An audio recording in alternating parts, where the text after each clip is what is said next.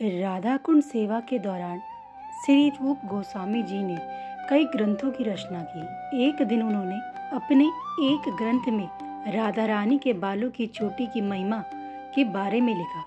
राधा रानी के बालों की चोटी काले नाग की तरह है, जो उनके कमर पर ऐसे लहराती है जैसे कोई काला विषधर भुजंग लहरा रहा हो। रूप गोस्वामी के बड़े भाई श्री सनातन गोस्वामी ने जब ये पढ़ा तो उन्होंने श्री रूप गोस्वामी को इसके लिए डांट लगाई और कहा, तुम्हें कोई बढ़िया उपमा नहीं मिली? राधा रानी की चोटी को तुम विषधर भुजंग कहते हो, इसमें तुरंत सुधार करो। यह आदेश देकर श्री सनातन गोस्वामी स्नान हेतु यमुना जी की ओर चल दिए। मार्ग में एक वन पड़ा और वन में श्री सनातन गोस्वामी ने देखा कि वन के एक कोने में कुछ नव युवतियां एक पेड़ में झूला बनाकर झूल रही है।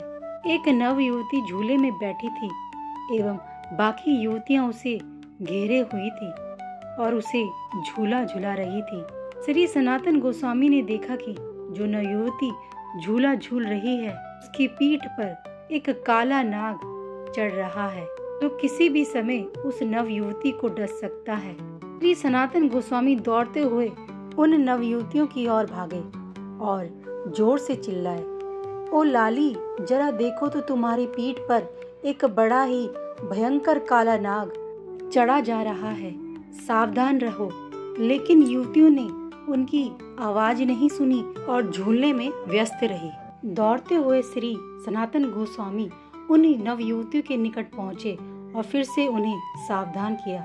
उनकी आवाज सुनकर झूले में बैठी हुई अति सुंदर नवयुवती ने झूले में बैठे बैठे ही मुड़कर सनातन गोस्वामी को देखा और मुस्कुराकर अपनी समस्त सखियों के साथ अंतर ध्यान हो गई। श्री सनातन गोस्वामी उसी समय वापस मुड़े और श्री रूप गोस्वामी के निकट जाकर बोले, अपने लेखन में सुधार करने की कोई आवश्यकता नहीं है, तुमने ठीक ही लिखा है।